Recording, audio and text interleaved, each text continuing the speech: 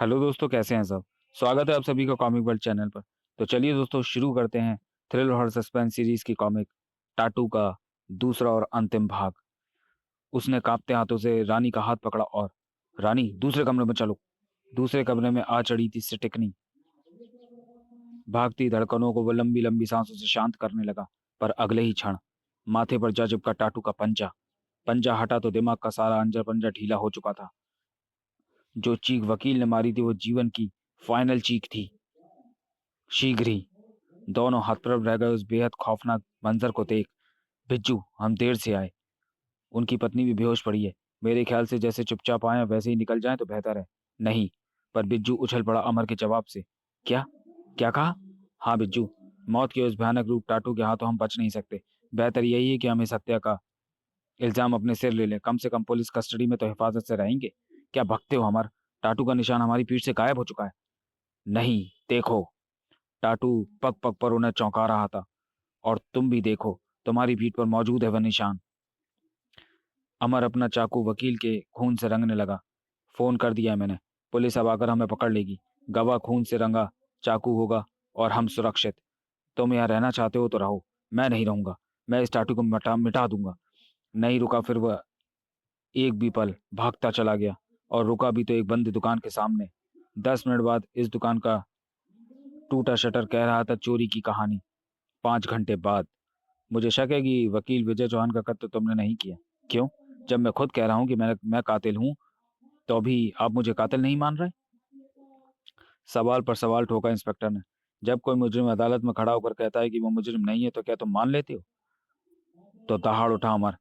केवल वकील का ही नहीं, मैंने उस सोहराब का भी कत्ल किया है जिसके जुर्म से अदालत ने भी मुझे बरी कर दिया था। इंस्पेक्टर भारती मुस्कुराया। अच्छा, बताओ तो कैसे? जरा मेरी जनरल नॉलेज बढ़ जाए।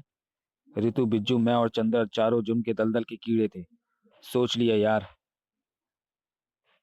बिज्जू, कोई लंबा हाथ मारने की सोच। इन छोटी मोटी चोरियों से मन उकता गया है। सोच लिया यार। लंबे हाथ में लंबा रिस्क भी होगा, सोच लो। तो सुनो, हम कल से सोहराब के सरेआम हत्या करेंगे। इन तीनों के दिमाग में विस्फोट सा हुआ। क्या हत्या? वह भी सरेआम? हाँ, मेरी योजना सुनो। इसकी प्लानिंग ने हमारे दिल में उठते विस्फोटों को ठंडा कर दिया। अगले ही दिन बीच चौराहे पर शेर सोहराब को हमने चाकू से कोट डाला और उसका बैग छीन कर भाग गए। शीघ्र ही हम प्लास्टिक सर्जरी के माहिर डॉक्टर भूपेंद्र के सामने थे।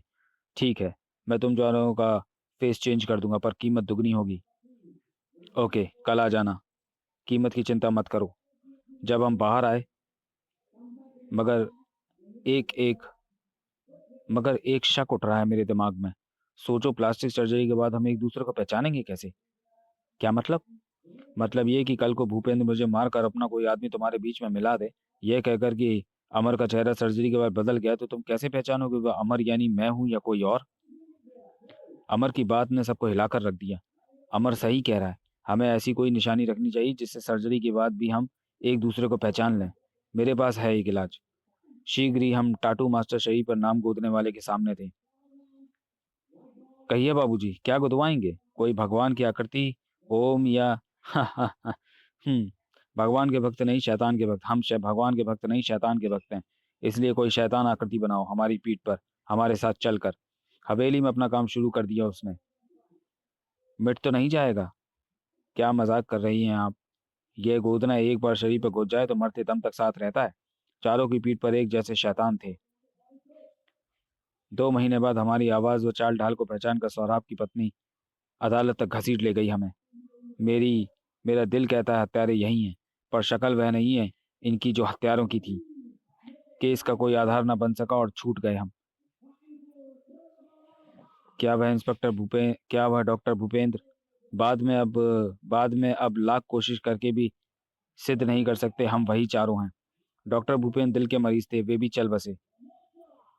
और अब यही टाटू हमारी हत्या करना चाहता है जो हमारी पीठ पर है। इंस्पेक्टर भारती की आंखें सिकुड़ गईं। वाह, विधि का भी कैसा विधान है।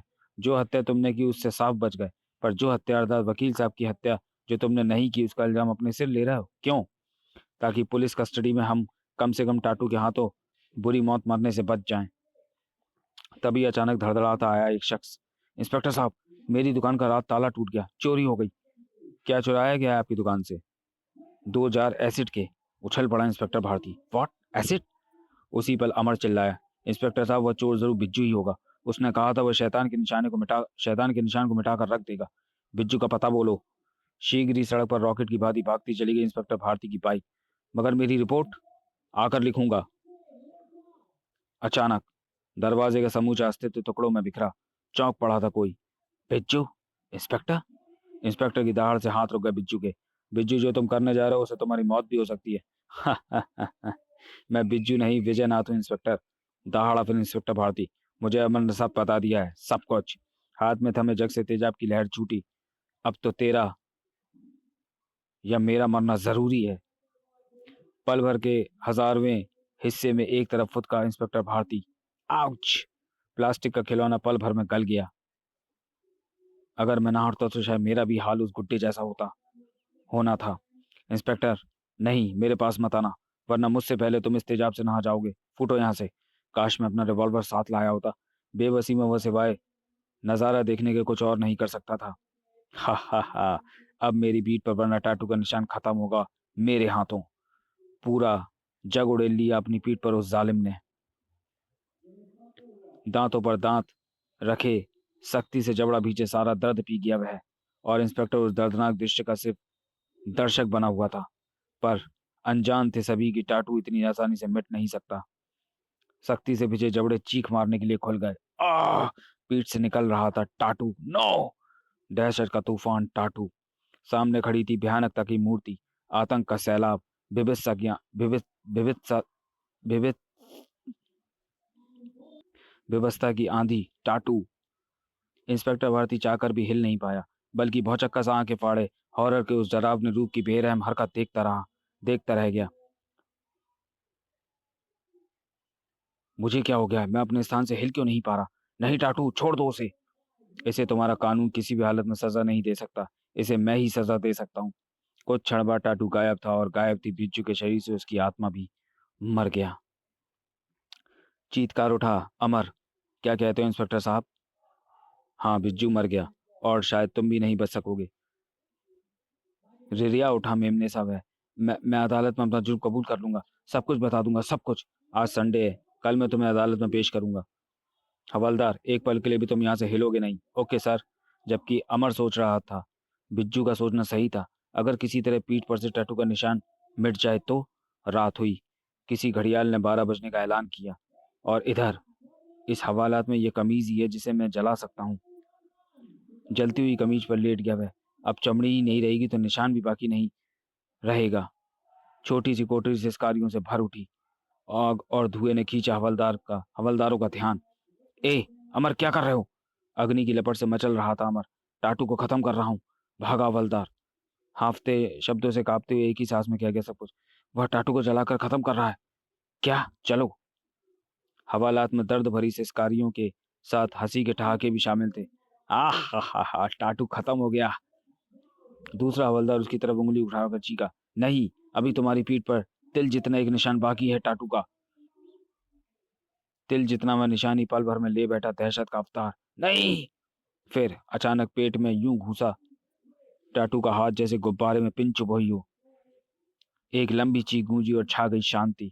और शांति को तोड़ रही थी आए हुए इंस्पेक्टर की आवाज। आखिर टाटू अर्थात सौराब की आत्मा ने दे ही दी चारों को सजा, जिनका कानून बाल विवाह का न कर सका। समाप्त। तो चलिए दोस्तों, वीडियो को यहीं समाप्त करते हैं और मिलते हैं थ्रिल हॉरर सस्पेंस सीरीज की किसी अगली कॉमिक्स में, किसी अगले वीडियो में। तब तक के लिए धन्यवाद।